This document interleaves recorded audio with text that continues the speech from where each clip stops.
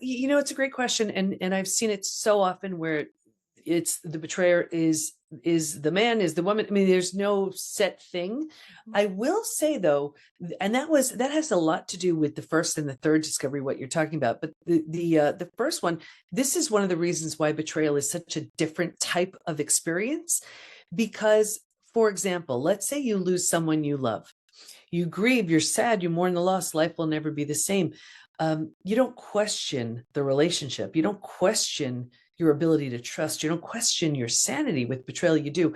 And also, to answer your question, when it comes to other, like, let's say you lose someone you love, people rally. They're giving you the space, the grace, bringing you the casseroles, right? With betrayal, there's so much shame and humiliation and fear of judgment for something that the betrayed didn't even do. So very often they're struggling and suffering in silence. To make matters worse, very often they're covering for the betrayer.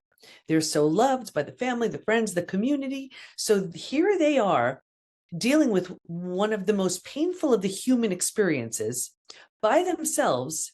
It's like and they're acting like it's like a regular Tuesday. The kids are like, what's for dinner, mom, dad? And they're showing up, going to work, and they're not getting any of the really what they need to process this profound trauma. Mm-hmm. Yeah, and I know I read something on your website where, things happen to us all the time. Mm-hmm. But when there's a betrayal, that was a decision that was Oh made yeah. by someone to perpetrate something on someone else. So what does your research show? What does your work say about how does that affect or change someone going forward in their relationships? Yeah, and that's one of the reasons, again, why betrayal is that was the first discovery, that betrayal is such a different type of trauma. And that's why well-meaning coaches, counselors, therapists who say trauma is trauma, no, it's not, because there's a complete and total shattering of the self. That doesn't happen with other traumas. Rejection, abandonment, belonging, confidence, worthiness, trust, right? They're destroyed and all need to be rebuilt. So it's a very different type of experience. But what happens is, with betrayal, this was the person likely closest to you. This was the person who gave you a sense of safety and security, and that's who took it away. This is the person you ran to when other people were causing the harm. That's become the person causing the harm. So it is completely disorienting, because where do you go? Where do you turn? Yeah. Well, and I think too about what is surrounding that. So, for instance, when the situations that I alluded to, when it was my relationship, there were people in my life that I had known that were my people first, Mhm. that, for instance, stayed Facebook friends with someone. And so those kinds of things, is that part of what has to be addressed when you work with this? Very often, because people don't know how to respond. They think it's contagious, so they stay far away.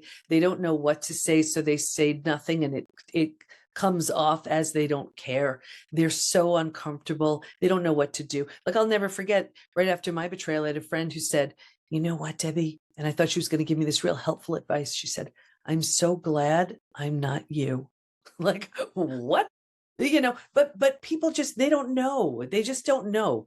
And so it's a really it's very confusing. Also, people are giving you their advice through their lens. Like, let's say it's a husband and a wife, and let's say the husband is the one who betrays. Again, definitely not always the case. Right. But let's say the in-laws, they want to see you together. So let's say they minimize it, or they make light of it, or they blame it on other things, right? So it's always coming through someone else's lens. And I do see this with the betrayed very often too. Make excuses for the betrayer. Oh, they've been through trauma. Oh, they're dealing with so much. Well, so have you. You didn't make those choices. Mhm. So, when it comes to healing, we have to get very real with what's going on, and we have to understand what betrayal does, what it leads to, and more importantly, how we can heal from it. Yeah.